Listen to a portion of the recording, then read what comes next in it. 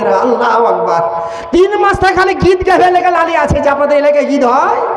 আল্লাহু আকবার। খালে তো মামেতে ভাই যদি বিহা পেলাই, আল্লাহ কতদিন থেকে যে লালি আছে, খালি গীত গাইবে হলদি মাখাবের লেগে, এগুলো সব না যাই, বুঝতে পারলেন মা বোনেরা? এরা হলো 36 কল্লারে ভাই, খালি স্বামীকে কি ভাগে খালি পাগলা করবে দেখেন না, নানা রকম বাহানা করে আর স্বামীদেরকে রাখে ঘরে। আর ভালো লাগে না, জি হ্যাঁ, আর ভালো লাগে না তাদের পার্কে না গেলে, আর ভালো লাগে না তাদের মার্কেটে না গেলে। আর সাবধানে থাকিও নারী পর্দার আড়ালে, আর সাবধানে থাকিও নারী পর্দার আড়ালে। মেনে চলো আল্লাহর কানুন, তবে তুমি বাস্তবায়ন। আর ফাতেমারই সাথে তুমি জান্নাতে রবে, আর ফাতেমারই সাথে তুমি জান্নাতে রবে। আর সাবধানে থাকিও নারী পর্দার আড়ালে, আর সাবধানে থাকিও নারী পর্দার আড়ালে। সৃষ্টি সেরা জাতি নারী, আর হিসাব নিবে যাতে বাড়ি। কি জবাব দিবে তুমি, জি হ্যাঁ, কি জবাব দিবে তুমি হাসরের কালে। আর সাবধানে থাকিও নারী পর্দার আড়ালে, আর সাবধানে থাকিও নারী পর্দার আড়ালে। মা খালা বেটি বোন আমার, আপনারা মনে মনে দুঃখ নিবেন না, মা বোন আমার দুঃখ নিবেন না। আমার নবীজি তিনি সরাসরি এবং আল্লাহ তাআলা সরাসরি ওই সব নারীদের ব্যাপারে বলেছেন, মা আমার, খালা আমার, যে সব নারীরা বেপরদা হয়ে চলবে মা, মরার পরে জান্নাত পাওয়া যাবে না। আমার নবী বললেন, আলী ইবনে আব্বাস আলী নবী সাল্লাল্লাহু আলাইহি সাল্লাম ক্বালা ইতরাতু ফিল জান্নাতে ফারাইতু আকসারা আহলিহাল ফুকারা। আল্লাহর নবী বললেন, আমি জান্নাতের দিকে তাকালাম, জান্নাতে নজর করলাম, জান্নাতে কারা পড়ে আছে? নবী বলছে, জান্নাতে ওই সব গরিব মানুষ, ফুকারা মানে হলো অধিকাংশ গরিব মানুষ। আমার নবী বললেন, আমি জান্নাতের ভিতরে দেখলাম জান্নাতে অধিকাংশ গরিব মানুষ জান্নাতে পড়ে আছে। আবার নবী বলছেন, ফারাইতু আকসারা আহলিহান নিসা, আমি জাহান্নামের দিকে তাকালাম, জাহান্নামে নজর করলাম, জাহান্নামে কারা বেশিরভাগ পড়ে আছে? আমার বিশ্ব নবী বললেন, জাহান্নামে নারীরা বেশিরভাগ পড়ে আছে। আমার মা খালা বেটি বোনেরা, জাহান্নামে যাওয়া কারণটা বুঝতে পারলেন? নবী বলছেন, আমি দেখলাম অধিকাংশ মা বোনেরা জাহান্নামে পড়ে আছে। এরা জাহান্নামে যাবে, স্বামীটা এত ভালোবাসে আপনাকে, এদের কাছে না শুকরিয়া বেশি। শুকরিয়া বুঝেন তো? আচ্ছা, যেটিকে খাবার খেলেন আলহামদুলিল্লাহ পড়বেন কি পড়বেন না? আপনার পড়া উচিত আছে। পেট ভরে অনেকগুলো মানুষ আছে, বলতে হয় না, দুঃখ নেবেন না। বিয়ে বাড়িতে দাওয়াত দেয়, আপনি 10 জনের মাংস খেয়ে নিলেন, আপনার মতো নিমক হারাম আর কেউ নেই পৃথিবীতে। কেন আপনি খাবেন? আলহামদুলিল্লাহ, আপনি যে খাবারটা খাচ্ছেন, যেটাই হালাল ইনকাম করে খাচ্ছেন, শুকরিয়া আদা করতে হয়। মা বোনদের কাছে একটা না শুকরিয়া বেশি এরা, কারণ এরা শুকরিয়া বলে কোনো জিনিস নেই। স্বামীটা এত ভালো আপনাকে বাসে, ভালোবাসা দিতে যে, আমার মা বোনেরা, ভালোবাসা দিতে যে আপনাকে এত ভালোবাসা দিলে, শেষের বেলায় যদি একটা ঈদের সময় যদি একটা কাপড় আপনাকে না দিয়ে নিতে পারে, তো মেয়েটা বলবে, স্ত্রী বলবে, স্বামীকে বিয়ে করে জীবনে সুখ পাওয়া গেল না। কি বলে? এই স্বামীকে বিয়ে করে জীবনে সুখ পেলাম না। তোমাকে বাসমতি চল দিয়ে ভাত খিলিয়েছে, মিনিকেট চল দিয়ে ভাত খিলিয়েছে। বিবি জাইনাব, বিবি আয়েশা, বিবি খাদিজা শোনো, বেটি রহিমা শুনে নাও, কারণ এটা একটা ভালোবাসা আছে। স্বামীর ভালোবাসাটা যদি স্ত্রীর সঙ্গে প্রেম ভালোবাসা হয়, আমার নবী বললেন, পৃথিবীর মাটিতে সবচাইতে মূল্যবান সম্পত্তি হলো যাদের বাড়িতে স্ত্রী আজকে মারাতো সালেহা। আল্লাহর নবী বললেন, ইন্না দুনিয়া কুল্লা মাতাউন ওয়া খায়রু মাতাই দুনিয়াল মারাতু সালেহা। এখানে নবীজি বলছেন, যাদের ভিতরে মারাতু সালেহা, যা এই বাড়ির সবচাইতে বড় সম্পত্তি হলো, আল্লাহর নবী বললেন, যার বাড়িতে মূল্যবান, যে বাড়িতে সেই মারাতু সালেহা নেক বিবি আছে, আল্লাহর নবী বললেন, এটাই হলো পৃথিবীর মধ্যে সবচাইতে বড় সম্পত্তি। বাবাজি ভাই আমার, যে সব মা বোনের আজকে না শুকরিয়া করে, এই স্বামীকে বিয়ে করে জীবনে একখানা কাপড়ে পেলাম না, আমার স্বামী আমাকে ভালো ভালোবাসা দিতে পারেনি।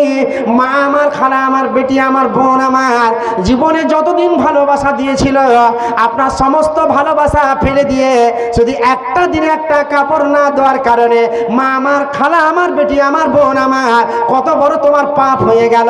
খবরদার স্বামীর সামনে না শুকরিয়া করবে না স্বামী যেটা পোশাক আপনাকে এনে দিবে, যেটা জামা এনে দিবে, যেই কাপড়টা আপনাকে এনে দিবে, সেটা আপনাকে আমাকে আমার মা বোনেরা আজকে স্বামীর কাপড়টা আপনাকে পছন্দ করে নিতে হবে। ইয়ারই নাম হলো ফাতেমা, ইয়ারই নাম হলো খাদিজা, ইয়ারই নাম হলো আয়েশা, ইয়ারই নাম হলো জাইনাব, ইয়ারই নাম হলো মারিয়াম। আমার মা বোনেরা যারা দুনিয়ায় বেঁচে আছে, যারা স্বামীর কাপড় পছন্দ করা নাই না, স্বামীর কাপড় আজকে পছন্দ করা তারা গ্রহণ করে না, ওই সব মহিলারা জীবনে জান্নাত যেতে পারে না। এ মা বোন, ইটাহার মার্কেটে যাবেন আপনি, কেন আজকে বাজারে মার্কেটে যাবেন, আপনার মতো একজন মহিলা ওই ইটাহার মার্কেটে চলে যাওয়ার পরে যত পর পুরুষ দেখেছিল দোকানে গেছিল, ওই মহিলাটাকে, ওই নারীটাকে ওই ইটাহার মার্কেটের দোকানে যে, বাজারে যে যত মহিলা আপনাকে পর পুরুষ দেখেছিল, সমস্ত পাপ তোমার বোঝার উপরে চেপে যাচ্ছে। আমার মা বোন, স্বামী সন্তুষ্ট হলে, খুশি হলে আলহামদুলিল্লাহ।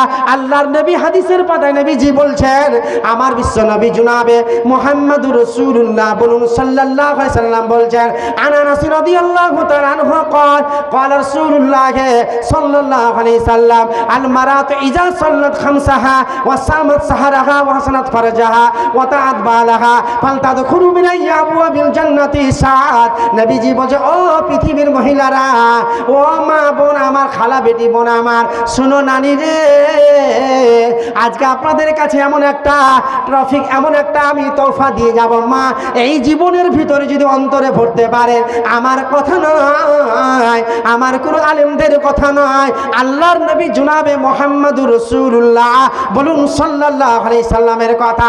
আমার মা বোনেরা, নবীজি বললেন, নারীরে চারটা কাজ যদি করতে পারো, চারটা কাজ যদি করে যেতে পারো মা, আমার নবী জান্নাতের গ্যারান্টি নিয়েছে, বলুন সুবহানাল্লাহ। এ মা বোনেরা, চারটা কাজ আপনাকে আমাকে করে যেতে হবে। সেই চারটা কাজের ভিতরে এক নম্বর হলো আল মারাত ইজা সাল্লাত খামসাহা। আমার নবী বললেন, ও পৃথিবীর মহিলারা, তোমরা যদি এক নম্বর, তোমরা যদি পাঁচ ওয়াক্ত নামাজি হয়ে যাও, আল মারাত ইজা সাল্লাত খামসাহা, নবী বললেন তোমরা যদি পাঁচ ওয়াক্ত নামাজি হয়ে যাও, আল মারাত ইজা সাল্লাত খামসাহা ওয়া সামাত সাহারাহা, তোমরা যদি রমজান মাসের সিয়াম পালন করতে পারো, রমজান মাসের সিয়াম যদি পালন করতে পারো, ওয়া সামাত সাহারাহা ওয়া হাসানাত ফারজাহা, আর তোমরা যদি নিজের সারামগাহ হেফাজত করতে পারো, আমার নবী বললেন তিন নম্বর হলো তোমরা যদি নিজের সারামগাহ হেফাজত করতে পারো, ওয়াতাত বালাহা, নবী বলছে, ও পৃথিবীর মহিলারা, তোমরা যদি স্বামীর সেবা করে যেতে পারো, আমার নবীজি বললেন ফালতাদখুলু মিন আবওয়াবিল জান্নাতি সাআত, নবী বলছে জান্নাতের 8টা দরজা আছে। এ মা বোনেরা, খালা বেটি বোন আমার, নবীজি বলছে নারীরে 8টা জান্নাতের দরজা আছে রে মা, খালা আমার, বেটি আমার, বোন আমার, 8টা জান্নাতের দরজা দিয়ে, যেই দরজা দিয়ে যাবে আপনাকে নিষেধ করা হবে না, আপনাকে মানা করা হবে না, এটা আপনাকে ছুট দেওয়া হলো।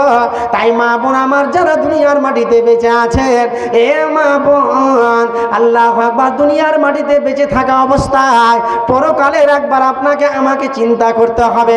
আমার কত মা বোন আছে জীবনে নামাজ পড়ে না, গালি গুরজ করে মা বোন আমার, খবরদার ওই মতো কটু ভাষা আপনি মুখ দিয়ে, জবান দিয়ে বাইর করবেন না। আমার বিশ্বনবী জনাবে মুহাম্মদুর রাসূলুল্লাহ বলুন সাল্লাল্লাহু আলাইহি সাল্লামকে জিজ্ঞাসা করা হলো, আল্লাহর নবী বলেন, ও আল্লাহর রাসূল, আইয়ুল আমালি হাব্বু ইলাল্লাহ, আমার বিশ্বনবী জনাবে মুহাম্মদুর রাসূলুল্লাহ সাল্লামকে জিজ্ঞাসা করা হলো, কিলা ইয়া রাসূলুল্লাহ আইয়ুন নিসাই খায়রুন, আল্লাহর নবী আপনি বলেন কোন মেয়েটা হলো সব চাইতে ভালো? নবী বলে, ক্বালা আল্লাতী তাসুরু ইযা নাজারা, হুজুর বলে ওই মেয়েটা হলো সব চাইতে ভালো যখন তার স্বামী জান ডাক দিবে, সঙ্গে সঙ্গে স্বামীর কথাতে আমার মা বোন স্বামীকে খুশি দিবে। নারে তাকবীর। অনেক মা বোনেরা আছে, অনেক মা খালা বেটি বোন আছে, স্বামীকে খাট্টা নজরে দেখে, দুঃখ নেবেন না, বুঝেন তো, খাট্টা নজরে দেখে, ওকে জীবনে ভালোবাসা দিতে পারলে না। মা বোন কেন আপনার নজরটা সেটা কেন তার দিকে? আপনি কেন তাকে প্রেম ভালোবাসা দিতে পারলেন না? আপনার স্বামী আপনাকে ডাক দিয়েছে, রহিমার মা কোথায় আছে? আয়েশার মা। কিন্তু আয়েশার মা এখন যা গল্প লাগালছে রে ভাই, কাতাশিলা গল্প চালু আছে, উমুক জিবুবু হ্যান জিবুবু শুরু হয়ে গেছে। স্বামীটা ডাক দিয়ে, জুবেদার মা কোথায় আছো? আপনাকে একটা নয় দুটো নয় 5-5টি হাত দেওয়ার পরে সত্ত্বেও আপনি সাড়া দিচ্ছেন না মা বোন। কি দুঃখ আপনি পাবেন? আপনার স্বামী দুঃখ পাবে না? তাই আপনাদেরকে বলি, এমন কি একজন মহিলা রমিসা, আবু তালহার স্ত্রী, বাবাজি ভাই আমার মা বোনেরা একটু ভালো করে শুনেন, যে আবু তালহার স্ত্রী রমিসা একটা রেকর্ড তৈরি করেছিলেন।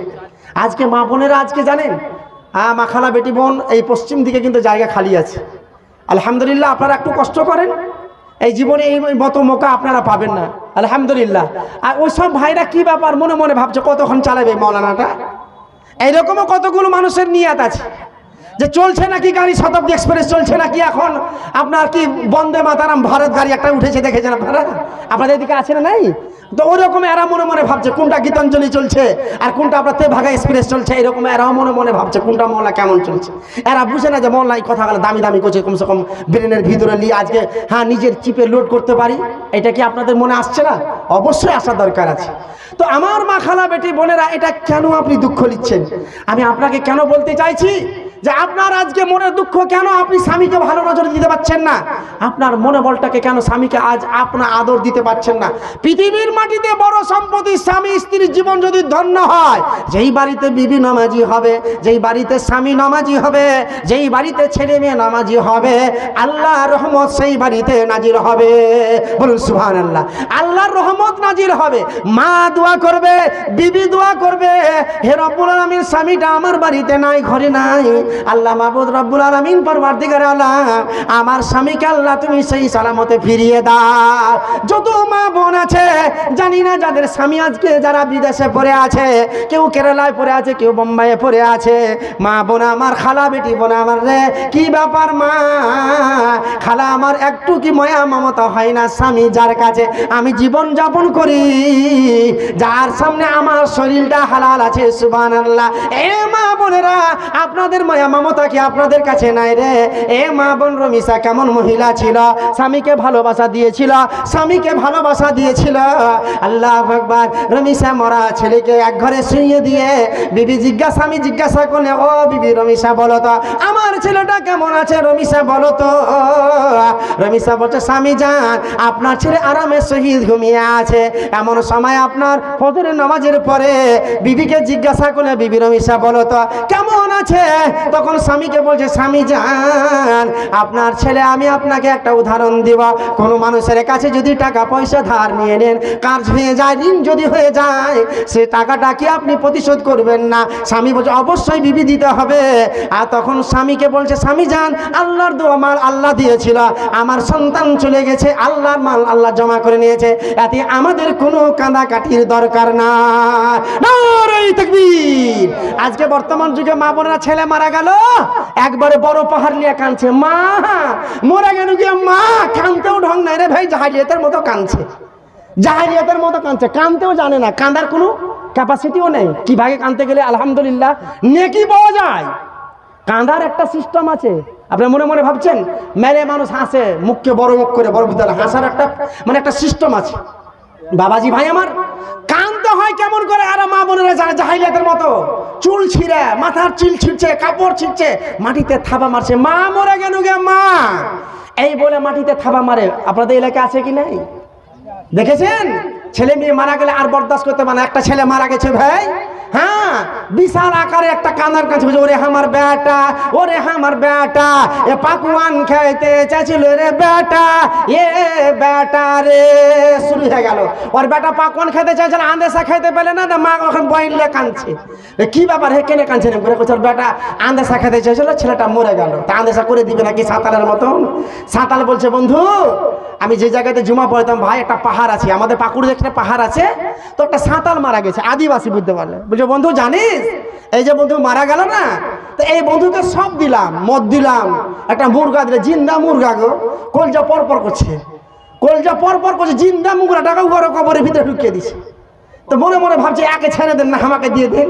হ্যাঁ বন্ধু, এই তো উঠে খাবে রে, হ্যাঁ এই উঠে খাবে। ওর যা ছিল ভাই, একবারে স্পেশাল করে থালাতে মাংস ভাত দিয়ে থালিদের ভিতরে দিয়ে দিলে কবরে, বুঝতে পারে সাঁতার আদিবাসীর কথা বলছি। হ্যাঁ লাস্টে জিন্দা মুগরা টাকা 2 কিলো 1.5 কিলো হতো, ওটাকেও দিয়ে দিলে। লাস্টে মদ মুখে ঢেলে দিলে, বলছে মদ একটা বোতল দিয়ে দিলে, বলছে উঠে খেবে। চিন্তা করতে পেরেছি বাবাজি, ভাই আমার, মা বোনেরা আমার, যারা দুনিয়ার মাটিতে বেঁচে আছেন, সিনা আপনাকে আমি বলতে চাই আলহামদুলিল্লাহ, আজকে কিন্তু আপনাদের এটা মাদ্রাসার জালসা, মাদ্রাসার জালসা। আলহামদুলিল্লাহ, একটা দরদ থাকার দরকার, প্রত্যেকটা মানুষের একটা দরদ থাকার দরকার। আমি একজন মাদ্রাসার শিক্ষক, আমার ফজিলতুল শেখ জনাব মাওলানা ইসমাইল কাসিমি, আলহাজ ইসমাইল কাসিমি সাহেব, সেই মাদ্রাসার প্রধান শিক্ষক আমাদের। তো আলহামদুলিল্লাহ, উনি দীর্ঘদিন এই জালসার ফিল্ডে 40 বছর না হলে প্রোগ্রাম করেছে। মাদ্রাসার একটা দরদ আছে, আমারও একটা দরদ। এই মাদ্রাসা আলহামদুলিল্লাহ অনেক জায়গায় যেখানে প্রোগ্রামে গেছি, মাদ্রাসার জন্য আপিল এবং আবদার করেছি। আপনাদের এলাকা আমার নতুন, আমি আপনাদের কাছে মা বোনেরা মনে মনে ভাবছেন যে কিছু দান দিব, দান কিন্তু যেমন হওয়া উচিত সেরকম দান হয় না। আমি মনে মনে ভাবলাম, সার্ভে করে দেখলাম, যাচ করে দেখলাম যে এতগুলো হসপিটালে পেশেন্ট কেন, একটু দুঃখ নেবেন না, একটা কথা বলছি, এতগুলো হসপিটালে 200-300 পেশেন্ট কেন? একটু সার্ভে করে গ্রামেটাই দেখি, পাকুড়টাই দেখি। তো পাকুড়ে যে দেখছি মোটামুটি 100-এর ভিতরে 70% মানুষ ও দানই জীবনে করেনি, ও দানই দেয় না, দান কি জিনিস বুঝে না, সাদকা করলে কি লাভ আছে এটা জানে না মানুষ। বাবাজি, ভাই আমার, আলহামদুলিল্লাহ এই মাদ্রাসা প্রতিষ্ঠানের জন্য আজকে আপনাদের কাছ থেকে আমার মতো আপনার মতো ছাত্র আপনারা দেখতে পাবেন। সেই মাদ্রাসা ফ্যাক্টরি থেকে আদর্শবান ছাত্র তৈরি হবে, সুবহানাল্লাহ। তারাই আজকে পৃথিবীর মাটিতে, তারা আজকে কোরআন হাদিসের কথা বলে যাবে। কারণ এই ফ্যাক্টরিতে যদি আপনার প্রদীপে যদি, চারাকে যদি, মোমবাতিতে যদি, আপনার ল্যাম্পে যদি, লালটনে যদি তেল না থাকে, প্রদীপে আলো দিবে না।